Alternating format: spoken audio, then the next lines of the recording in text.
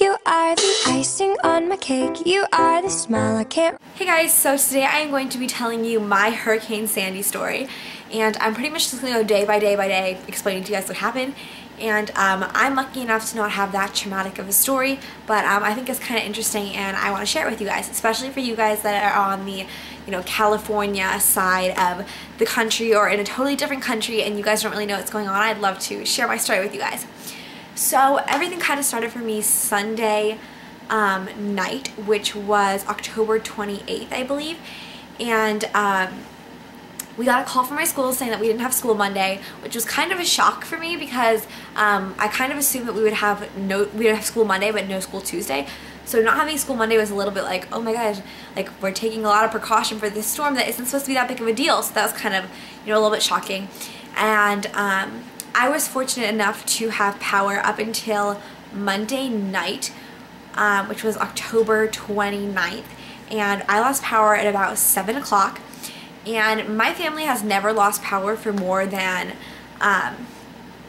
like 5 hours at a time. So we just kind of thought, we'll sleep it out and then in the morning we'll have power. So we went to bed Monday night, and I didn't have school Tuesday either. They called saying we didn't have school Tuesday. And I forget if the storm was supposed to hit Monday night.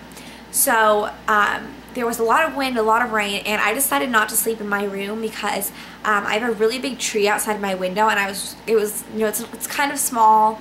Well, it's not kind of small, but it's not very rooted very well on the ground, and it's really old. So I was scared it was just gonna fall like right through my window and on my bed, and I was gonna die. So I decided to sleep in my mom's room, which was fine. We were lucky enough not to have a lot of damage.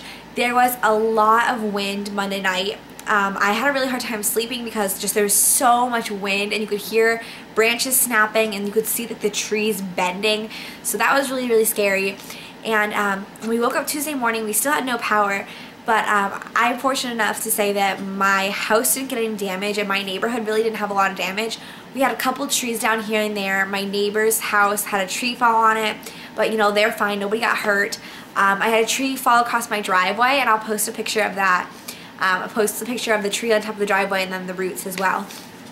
And we couldn't get it down our driveway, so we had to have our neighbor come over and chainsaw through the tree. So it took him a good hour, and he had to do it in chunks so we could move the pieces as he did them. And yeah, that was kind of scary, and it was very cold. It was rainy, and I forgot to mention this. When I say I don't have power, I also didn't have running water. My house gets its water from a well, so it needs the electricity to pump the water from the well, and since we didn't have electricity, obviously we didn't have water. So when I say we don't have water, that means we have no water from the sink, no showers, and no toilets. We can't flush our toilets because there's not water running through. So that was just a nightmare. So by Tuesday during the day, we decided to go driving around my area to see how bad the damage was. And there really wasn't that much damage. No one that I know got hurt. It was just there was a bunch of trees down everywhere, trees on wires, trees on homes, trees that pulled up the sidewalk. It was just a lot of trees down everywhere because I live in a very woodsy area. And there was a power line down right in front of my school. So I ended up getting a call saying that we weren't going to have school for the rest of the week, which I was actually kind of disappointed because without power I really had nothing to do. So Wednesday we decided to go to my dad's office because he had electricity, his office had electricity, and we wanted to shower. So his office had one shower, so we all kind of rotated throughout the shower.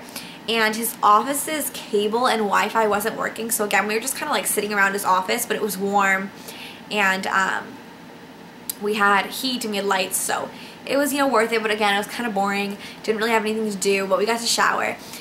And then Wednesday we decided to wait in a gas line to get gas for our generator, and at this point they weren't taking cars at our gas stations. They were only doing the gas cans for the generators.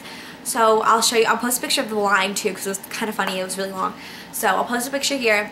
But we waited in line for that, and yeah, so then Thursday I went to work for a really long time. I really didn't have anything to do, so it was kind of why not go to work and make some money. And then again I did the same thing Friday. I went to work for a very long time, and the electricity at my work actually went off in the middle of the day Friday. They had electricity up until that point.